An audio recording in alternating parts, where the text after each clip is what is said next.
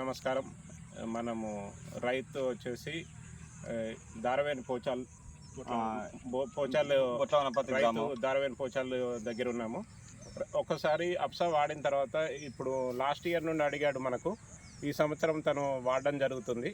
తన రైతు వాడిన తర్వాత తన మాటల్లో ఎట్లా అనిపిస్తుంది అనేది ఒకసారి మనం విందాం. మాది బుట్టవనపర్తి గ్రామం. మేము ఎన్ని సంవత్సరాలు 2018 మేల్ ప్రీమియర్ పెడతాను.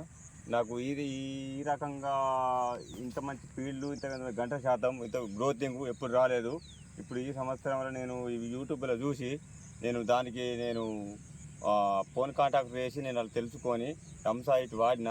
అంత మంచి క్రాప్, అంత గ్రోతింగ్, అంత గంట మంచి రైతుకు రిజల్ట్ మంచిగా ఉన్నది. ఇది ప్రతి ఒక్క రైతు వాడుకుంటే మంచి ఉపయోగపడతాడు, రైతు డెవలప్ అవుతాడు. గ్రోతింగ్ క్రాప్ విషయంలో హైయెస్ట్ వస్తుంది.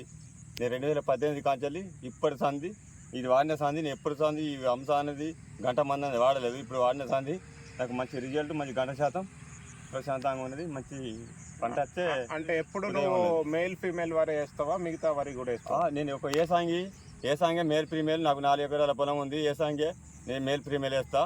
ఎప్పటి సంది ఏ గంట మంది వాడే, ఏ లిక్విడ్ వాడలే. ఈసారి నేను యూట్యూబ్లో చూసి ఈ ఎంసైట్ను ఊహించుకొని ఫోన్ కాంటాక్ట్ చేసి వాళ్ళని రప్పించుకొని ఎంసైట్ వాడిన సంది నాకు ఇంత గంట శాతం, ఇంత గ్రోతింగు నాకు మంచిగా అనిపిస్తుంది. ఇప్పుడు అంటే దీనివల్ల ఎట్లా అనిపిస్తుంది మీకు?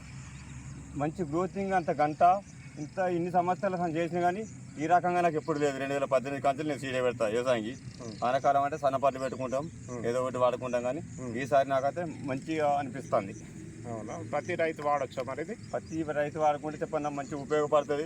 రైతు డెవలప్ అవుతాడు, మంచిగా వాళ్ళ కుటుంబాలు కూడా బాగుపడతాయి ఇది వాడితే.